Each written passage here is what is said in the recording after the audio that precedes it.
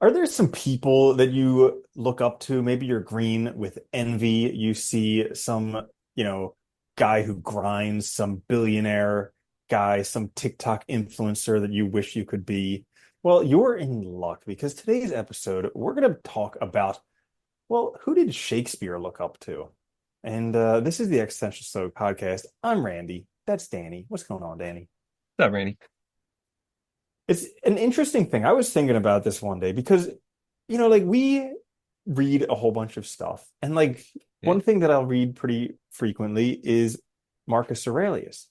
And I always wonder, we kind of like put these people on a pedestal. Like nowadays people do it with like I don't even know who they do it nowadays, but back when I was younger, they would do it with like Zuck and Bill Gates and Warren Buffett and all these like guys who are, financially well off and all the epitome of success, and everybody's looking up to them. But you have to wonder, like, who are they actually looking up to? Because there's definitely some they definitely feel inadequate Yeah. compared with somebody that they're looking up to. So who are they like? Yeah, like I mean, yeah, because it's funny because you can look up to somebody in the sense of like a role model, but you can also look up to them in the sense of like a comparison, right?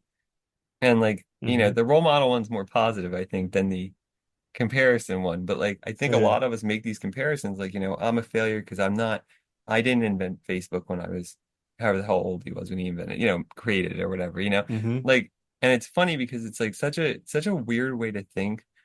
Because it's like you're assuming that like the assumption or the bottom assumption of that is that everything in your lives were fundamentally identical. The only difference was this thing. And it's like that's absolutely patently false, right? True. Like, Yeah. and it's like there was a great I remember there was a I forget who it was now, but he was talking about the guy was saying like, like he's like, I always loved snowboarding. I always looked at these professional snowboarders. He's like, but I grew up in the hot South, not near mountains.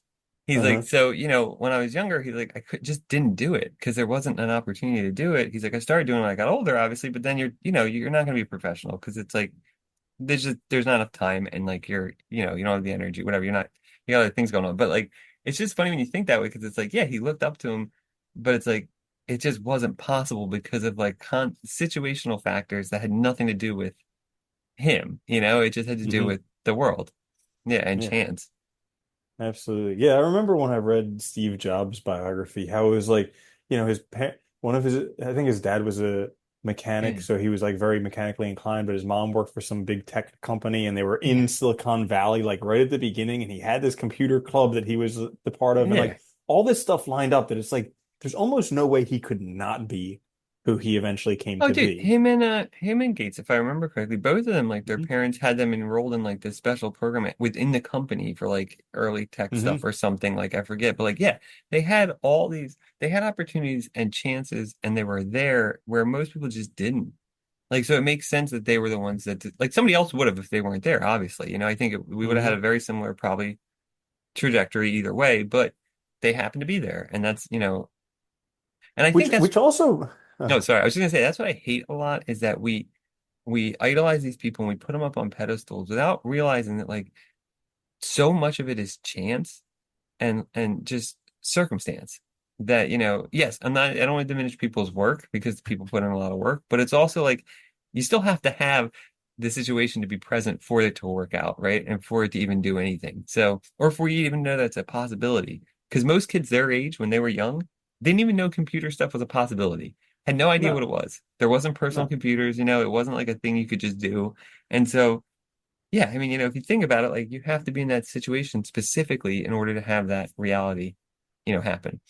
Hmm. Yeah. And I mean, it makes you beg the question, like, what's the big deal? Why does everybody feel like their life needs to be so freaking important? I don't You know. know, but I mean, Eh, there's like everybody wants to be famous or rich or something like that. But it's like Marcus Aurelius says after fame comes oblivion. And also kind of like before fame comes oblivion, you get a brief spark. But like you look at all those like child actors or stuff like that who had like a brief moment in the spotlight, like Jonathan Taylor Thomas oh God, from yeah.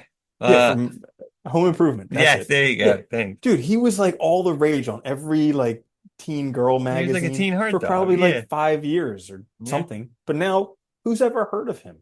You know?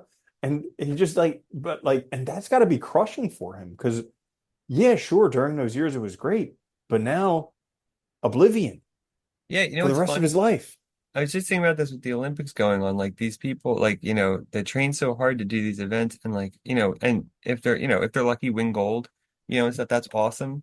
But like, that's like, they're most of these people are very young. Like you're talking like what, like I think 16 to like 30 and 30 is old for Olympians. Hmm. And it's Yeah. like you make this huge achievement at that age, and then it's like, you're on such a high. It's like, what do you do after that? Because it's like there's very few No, things where like you do something well and you have the pomp and ceremony like the Olympics has. You know what I mean? Like, where people come out with flags and like you get a yeah, medal. Like it's kind of funny when you think about it.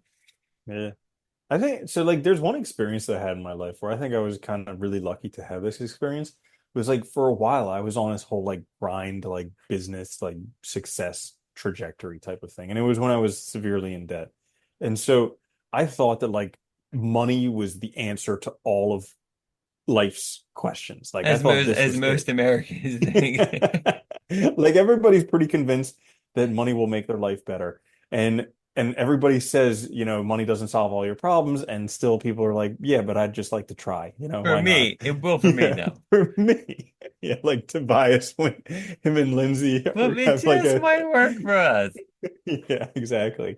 And so uh there was during this time, there was this guy who I followed, and he was worth like $10 million at the time, which to me was like insane money. I mean, this It's was still a this lot was of money. this was back I mean, Yeah. this was back, 10, 15 years ago when When $10 10 million million was a dollars was lot still more. worth a lot of money. Now it's like, eh, Yeah, exactly. you get like a And hamburger. yeah. Right. And so just by chance, I was at a convention in Dallas, and I was walking around the city and I ran into him. Okay. And like this, I was completely starstruck, and he clearly didn't want anything to do with me. But but I was like, because this was like he had solved the answer to life. Like in my perspective, if you have money, everything's awesome in life. He had $10 million, which is a lot of money. And so I was like, dude, what is it like to be rich? And he's like, I was like, what does it feel like to be rich? And he's like, feels the same as it did to be broke. And like literally my mind just melted. Like at Yeah. that moment, I was just like, dude, you literally have everything I've ever wanted in my entire life that I can remember. And you're saying it's no different than being broke? And he's like, yep. I'm like, well, I guess we're done pursuing that. It's funny. I think but it makes sense, right? Because it's like it's an error. Like I think everybody makes, especially in this country, is because like you said, you were in debt at the time that you started doing this, like the grind and stuff like that. And like when you're really in debt, like it makes sense to think that money will solve all your problems because on your mind immediately every day is that weight of that debt, right? So it seems like, and it's very easy to think that if I just get money all these problems will go away. But you're forgetting that that's only like the most immediate problem that you're facing. You're not looking at like the rest of like your life, yourself, all these other things that like contribute to it. So like it makes sense to think that, but it's just a false way of thinking, right? It's funny, like I remember in undergrad, like a lot of I don't know why the college I went to, but a lot of wealthy people sent their kids there. So like just a lot of kids who had a ton of money. I don't want to mention anybody's name because I don't want to like, but I knew a bunch of them. I was friends with them. And like one thing that was eye-opening to me was like these kids had like, they had credit cards their parents just paid off. Like whatever they bought, it didn't matter. Like if they wanted a new gaming computer, they could go out and just buy, like spend 5 grand. It didn't matter, like which I was like, that's amazing, right? Like Jesus. Because I've never had Mhm. that much money. And it was funny though, because like I realized like most of them were actually pretty much all of them were like not mentally well, and like dealing with a lot of things. And it just made me think like, well, maybe that's not it then, like if all these, and like I would talk to them about their family and stuff and like they still had all these problems. It seemed pretty similar to my problems. So it's like, maybe that's not it then, it's interesting. Mhm.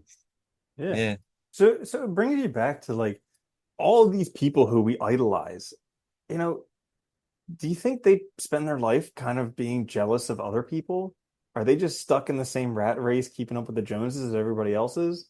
I always wondered that too, because like it's hard to say when you talk about people in the real ancient past. I guess it's harder to say. Though like I think about it now, like, you look at like we'll use the billionaires as an example, I guess, because it almost seems like they get caught in a competition Like we're like, because like they, at a certain point, you've earned enough where like you don't need money. Like your kids More don't need money is not money. going to be able to buy anything. Not Yeah, going to contribute to your life, to your nothing. family's life, to your any Yeah, generational, like it's not nothing. going to make it any More is improvement. not going to make any difference, right? Like, I mean, you already have like, especially when you're talking about now, where these people are so much like you couldn't even spend it, literally. Hmm. I mean, in a lifetime, even if you tried. And it's like, so what do you do then? And it's like they just now are like in this competition for more. Like they're just hoarding things. And it's like that I think is like more indicative of like a psychological problem than it is of like happiness. And and you realize and none of them are happy. So I think they must be making comparisons against each other, I guess. Like that's how you like, it's like you get caught up in this Hmm. game and it's like I'm only winning if I have the most, I guess. I don't know. Very Hmm. strange. Why do you think we do get stuck in these comparisons? I think 'cause I don't know, maybe because it is we look outside of ourselves so much to understand ourselves. So I think like, Hmm. like I mean like, we can Feels good tell for our ego. well We not want to good or be like, bad, right? I mean, I don't know if it's good or bad. I think it's just a nat like we just like we understand ourselves in part by looking out the world and seeing like what we are like and what we're not like, right? And I think that naturally generates this comparison thing. But then you put on top of that, right, like expectations, culture. And our culture, right, is very individualistic and, supposedly meritocracy, right? So like it's based on merit.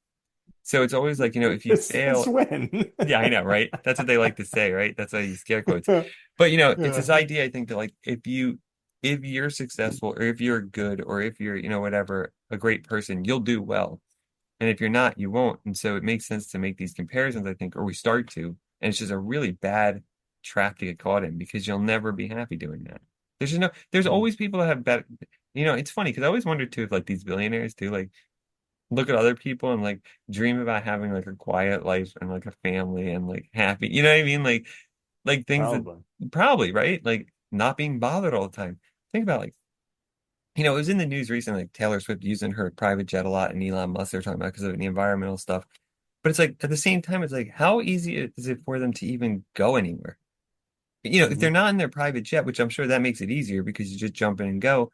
But like if they had to take a regular plane or drive, like they do, like Taylor Swift is like so famous and has so many fans, like she probably can't do Thing anything. would never board. Yeah, Yeah, Tom Segura has a comedy special where he said that like Mike Tyson was on his flight and like boarding took an hour and a half because everybody who passed Mike when I Tyson in get first a class selfie, wanted to take a picture with him.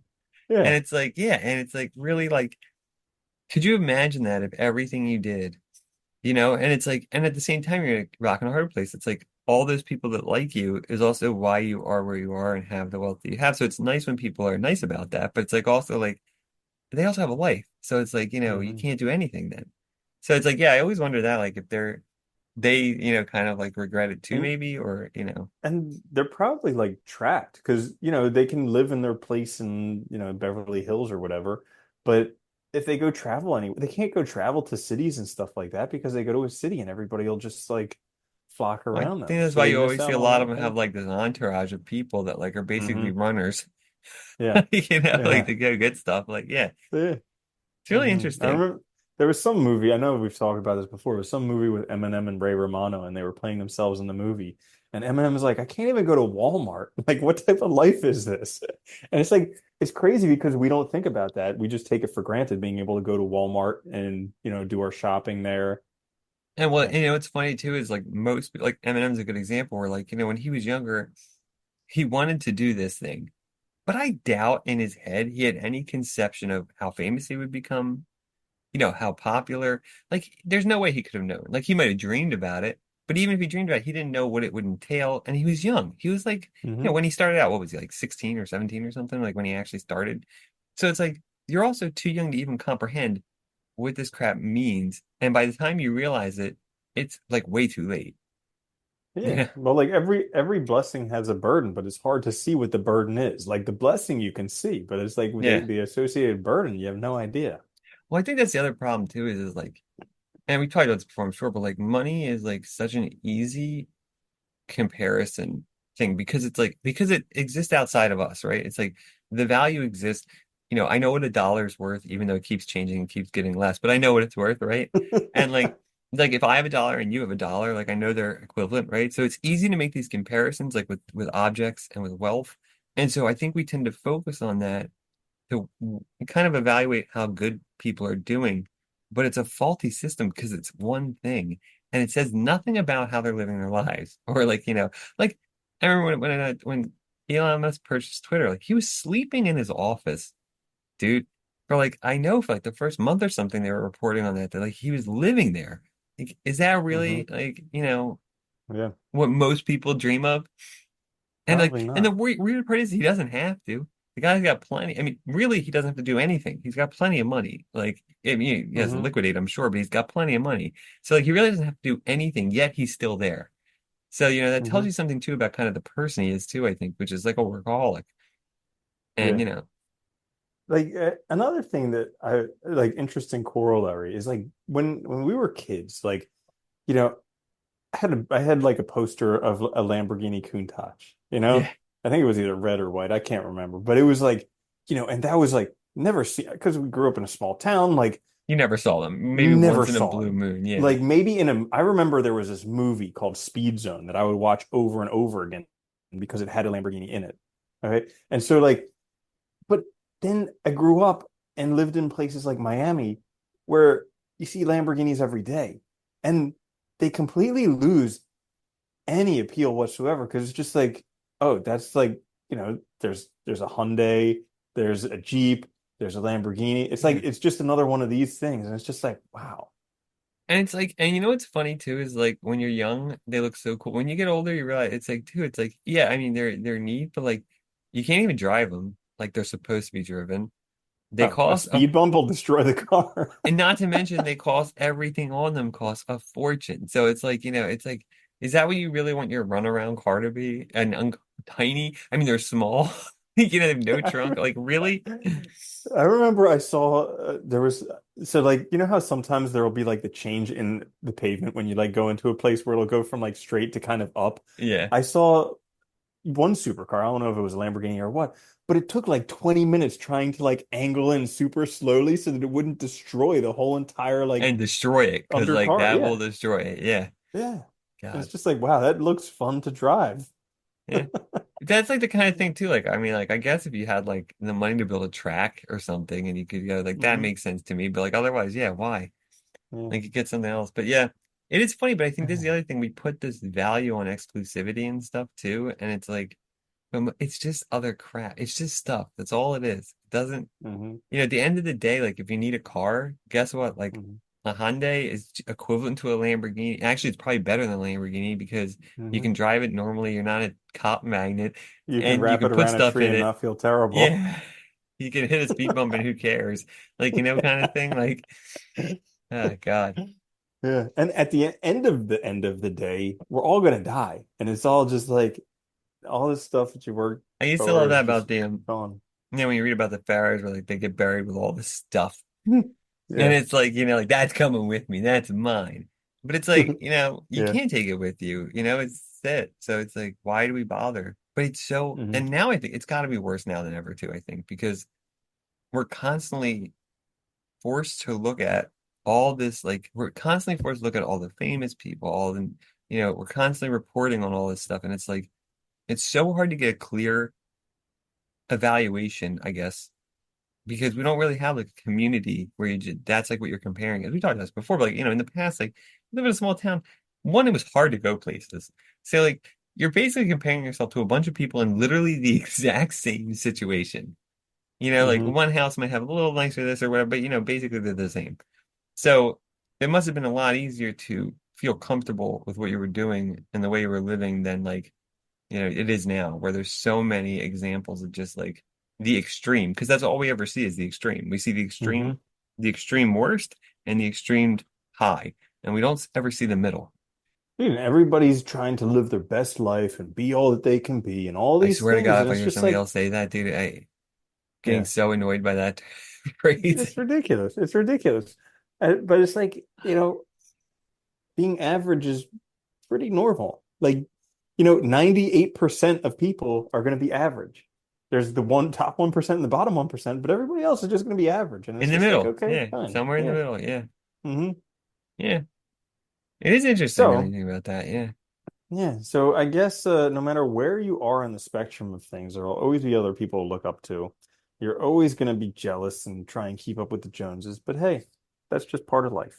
So, it is. this is I think, compare to yourself. That's the best way, hmm I think. It is. Oh yeah, that's There's a no, good point. Like comparing with yourself historically, like yourself 5 years ago or 10 years ago. dude, That's a ever pretty since good comparison. it's the best way to do it. I think it makes you feel the best because you see real, actual growth, and you also know all the context. There's no like, Hmm it's not like you're making crap up, and like pretending. You know it, so it's much easier to make a real comparison. Absolutely. So you've done it again. You've made it to the end of another excellent episode of the Existential Stoic podcast. Until next time, I'm Randy. That's Danny. I'll see you later, Danny. Later, Eddie.